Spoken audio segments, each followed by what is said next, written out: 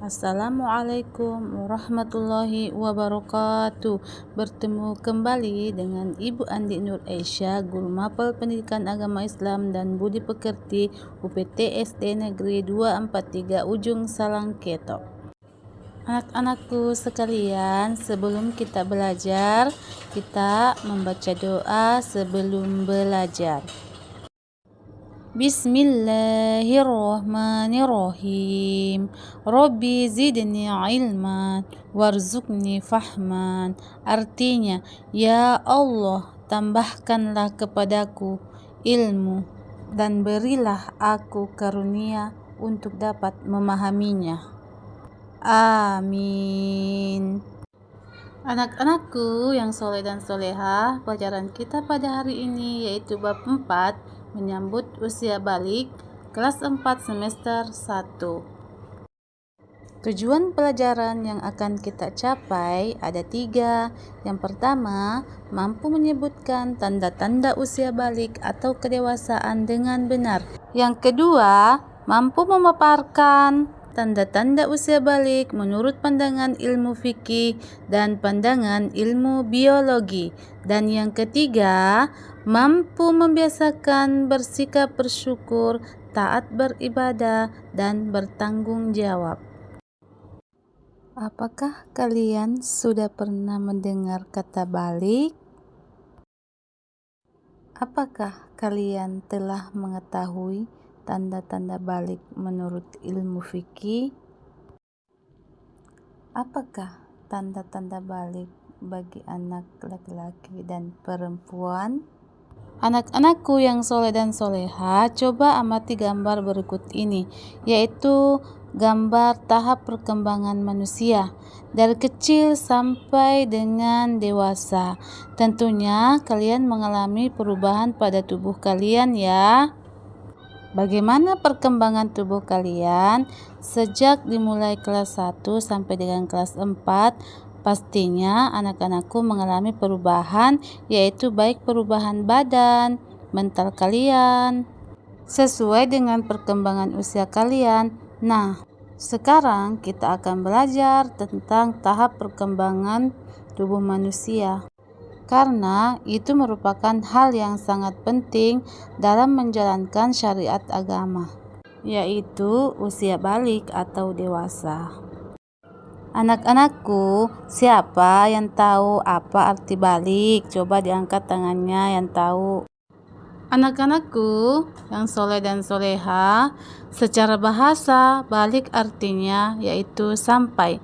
Sedangkan menurut istilah, balik ialah kedewasaan bagi seorang muslim, baik laki-laki maupun perempuan ya.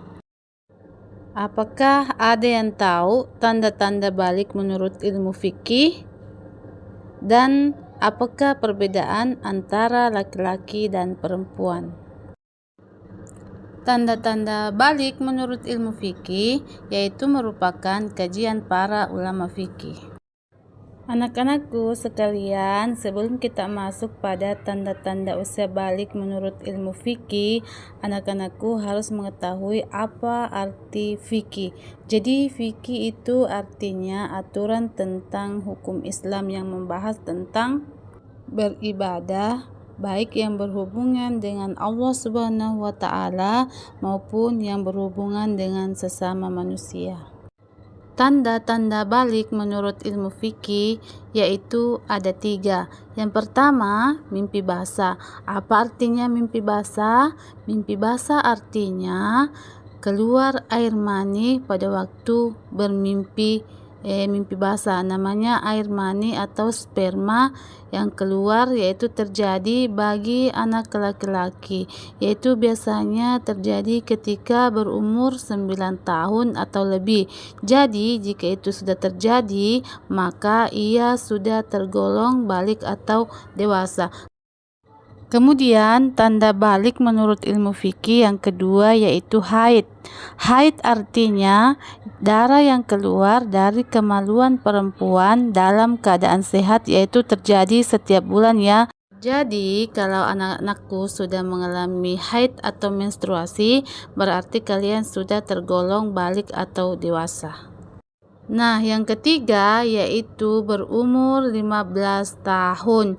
Jadi, apabila anak-anakku baik laki-laki maupun perempuan telah sempurnalah jika ia sudah berumur 15 tahun karena telah masuk pada masa balik atau dewasa. Jadi, jika tanda-tanda itu telah terjadi pada kalian semua, maka telah wajib baginya yaitu mandi junub karena ia sudah berhadas besar. Kewajiban mandi bagi yang berhadas besar yaitu ketika anak-anakku sudah mengalami mimpi basah dan haid itu sedang berhadas besar. Jadi untuk bersuci dari hadas besar dan bisa melakukan ibadah, misalnya salat, membaca Al-Quran, berpuasa, maka wajib baginya yaitu mandi terlebih dahulu untuk mensucikan dirinya. Berikut ini tata cara mandi besar. Tata cara mandi besar yaitu 1. Mencuci kedua telapak tangan 3 kali. Yang kedua, mencuci alat kelamin dengan tangan kiri. 3. Membersihkan tangan kiri, menggosokkannya ke tanah atau pakai sabun. Yang keempat, berwudu. Yang kelima, membasuh kaki. Yang keenam, menuangkan air pada badan.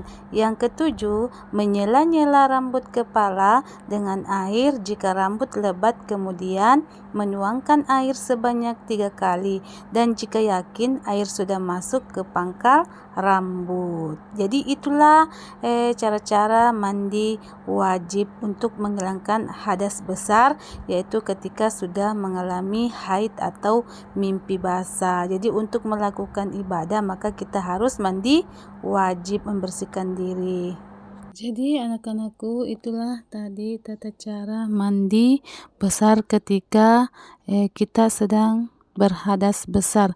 Namun sebelum kita mandi besar, anakku wajib membaca niat di dalam hati. Nah, anak-anakku yang soleh dan soleha, jadi ketika kita sedang berhadas besar, jadi ada larangan yang tidak boleh kita kerjakan, yaitu yang pertama, salat, sujud tilawah, dan sujud syukur. Yang kedua, membaca Al-Quran, menyentuh Al-Quran, serta membawa Al-Quran. Yang ketiga, tawaf. Yang keempat, berdiam di masjid. Yang kelima, puasa. Jadi itulah larangan-larangan yang tidak boleh kita kerjakan ketika kita sedang berhadas besar, yaitu ketika bermimpi basah ataupun haid. Nah, cukup sekian dari materi dari Ibu ya. Semoga apa yang telah Ibu sampaikan semoga bermanfaat dan bernilai ibadah bagi kalian semua. Wabillahi taufiq wal hidayah. Wassalamualaikum warahmatullahi wabarakatuh.